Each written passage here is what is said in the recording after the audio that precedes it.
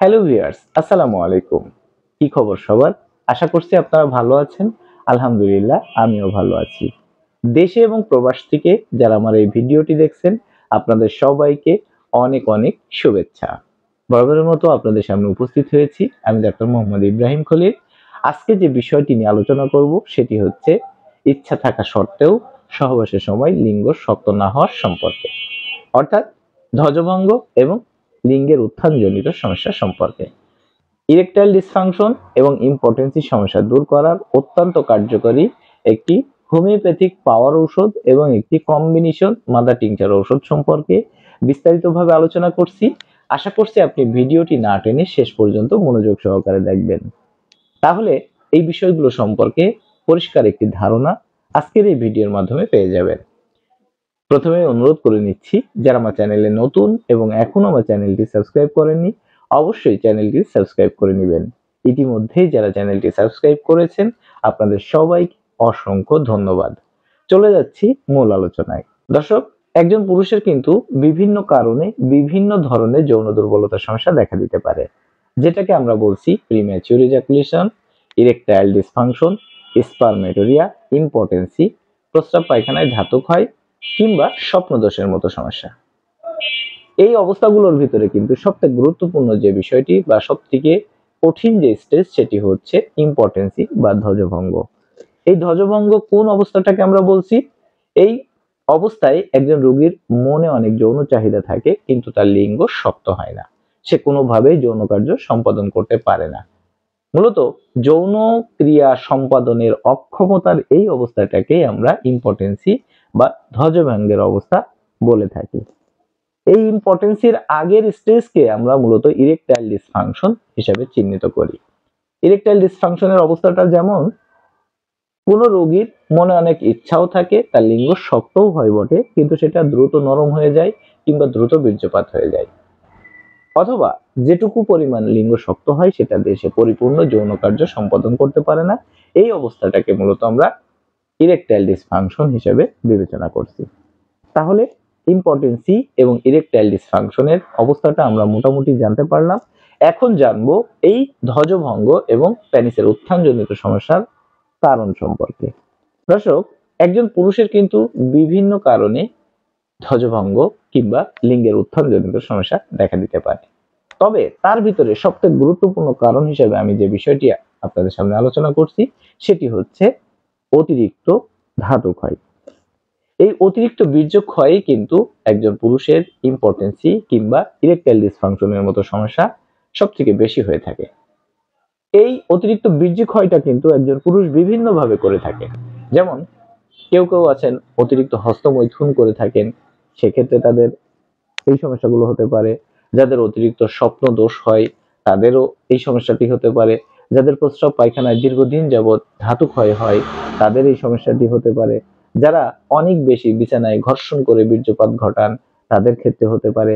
আবার যারা বিবাহের পরে অনেক বেশি যৌন কার্য সম্পাদন করে থাকেন, প্রতিদিন 2 বার 3 বার করে যৌন ক্রিয়া করে থাকেন, একটা পর্যায়ে কিন্তু তাদের ইরেকটাইল ডিসফাংশন কিংবা ইম্পটেন্সির মতো সমস্যা অধিকাংশ ক্ষেত্রেই দেখা যেয়ে থাকে। তাছাড়াও একজন মানুষের শরীরে কিন্তু ভিটামিন, মিনারেল, ক্যালসিয়াম এই সমস্ত বিষয়গুলো যদি ঘাটতি থাকে সেক্ষেত্রেও কিন্তু তার ধ্বজভঙ্গের সমস্যা দেখা দিতে পারে কিংবা পেনিসের উত্থানজনিত সমস্যা দেখা দিতে পারে। আবার যারা মানসিকভাবে অনেক হতাশ, অনেক দুশ্চিন্তা টেনশনের ভিতরে থাকে সেক্ষেত্রে তাদের ইরেকটাইল ডিসফাংশন দেখা দিতে পারে, ইম্পটেন্সির মতো সমস্যা দেখা দিতে পারে। যারা শারীরিকভাবে অনেক বেশি পরিশ্রম করেন কিন্তু পুষ্টি সমৃদ্ধ খাবারগুলো খান না, শরীর অনেক দুর্বল থাকে, জীর্ণ শীর্ণ থাকে, সেক্ষেত্রেও কিন্তু তার ইরেকটাইল ডিসফাংশন কিংবা ইম্পটেন্সির মতো সমস্যা হয়ে থাকে।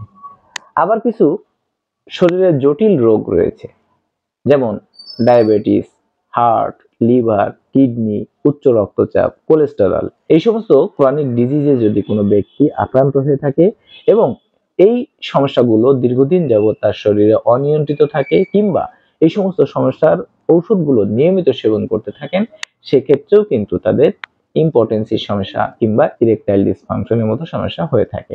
দর্শক, এতক্ষণ আমরা জানলাম ইম্পটেন্সি কিংবা ইরেকটাইল ডিসফাংশনের সমস্যা হওয়ার অত্যন্ত গুরুত্বপূর্ণ কিছু কারণ সম্পর্কে।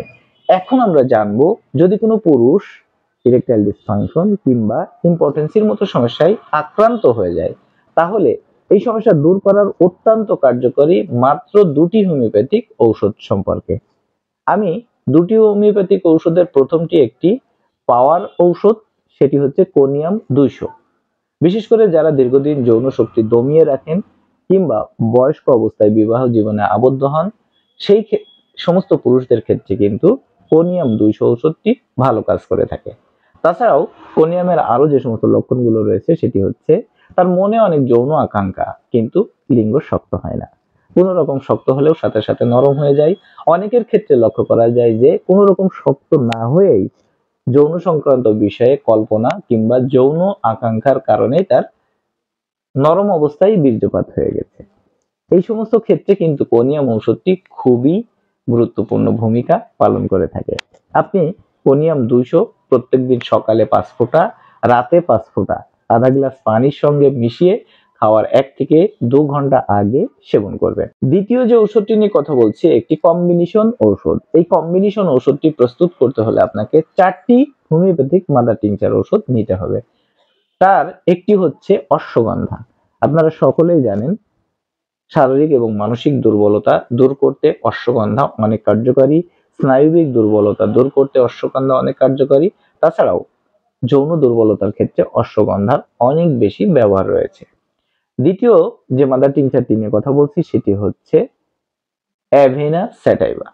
স্নায়ুবিক দুর্বলতা দূর করতে কিংবা নার্ভের দুর্বলতা দূর করতে, যৌন শক্তি পুনরুদ্ধার করতে কিংবা শারীরিক দুর্বলতা দূর করতে অ্যাভেনা স্যাটাইভা অব্যর্থ ঔষধ হিসেবে ব্যবহৃত হয়ে থাকে। যত পৃথিবীতে নার্ভের শক্তিশালী ঔষধ রয়েছে, অ্যাভেনা স্যাটাইভা তার ভিতরে অন্যতম। তৃতীয় যে ঔষধটি নিতে হবে সেটি হচ্ছে ডামিয়ানা মাদার টিংচার। হোমিওপ্যাথিতে যৌন দুর্বলতার যতগুলো ঔষধ রয়েছে তার ভিতরে সবথেকে বহুল ব্যবহৃত মেডিসিনের অন্যতম একটি হচ্ছে ডামিয়ানা মাদার টিংচার। নিয়মিত ডামিয়ানা মাদার টিংচার ঔষধ সেবন করলে যৌন শক্তি স্বাভাবিকের চেয়ে কয়েক গুণ বেশি বৃদ্ধি পায়। আর চতুর্থ ঔষধটি হচ্ছে অ্যাগনাস কাস্ট মাদার টিংচার। মূলত অপব্যবহারজনিত কারণে যে সমস্ত যৌন দুর্বলতার সমস্যা দেখা যায় সেই ক্ষেত্রে কিন্তু অ্যাগনাস কাস্ট ঔষধটি মন্ত্রের মতো কাজ করে। দর্শক, তাহলে কম্বিনেশন ঔষধটি প্রস্তুত করতে আমি 4টি মাদার টিংচারের কথা বললাম। তার একটি হচ্ছে অশ্বগন্ধা মাদার টিংচার, আর দ্বিতীয়টি হচ্ছে অ্যাভেনা স্যাটাইভা মাদার টিংচার, তৃতীয়টি হচ্ছে ডামিয়ানা মাদার টিংচার, আর চতুর্থটি হচ্ছে অ্যাগনাস কাস্ট মাদার টিংচার। এই 4টি মাদার টিংচার আপনি 25 থেকে 30 ml অরিজিনাল জার্মানি কিনে নেবেন। তারপরে একটি খালি বোতলে এই 4টি ঔষধ একসাথে মিশ্রণ করবেন। উক্ত মিশ্রণ থেকে প্রত্যেকদিন সকালে 40 ফোঁটা, দুপুরে 40 ফোঁটা এবং রাতে 40 ফোঁটা আধা গ্লাস পানির সাথে মিশিয়ে খাওয়ার পরে সেবন করবেন। তাহলে ইরেকটাইল ডিসফাংশন এবং ইম্পটেন্সির মতো সমস্যা দূর করতে আজকের ভিডিওতে একটি হোমিওপ্যাথিক পাওয়ার ঔষধ এবং একটি কম্বিনেশন মাদার টিংচার ঔষধ সম্পর্কে আলোচনা করলাম। যাদের এই জাতীয় সমস্যা দেখা দিয়েছে তারা অবশ্যই আমার দেখানো নিয়মে এই ঔষধ দুটি সেবন করুন। ঔষধটি আপনি 1 মাস সেবন করলেই এই ঔষধের ফলাফল আপনি অনেক বেশি লক্ষ্য করবেন।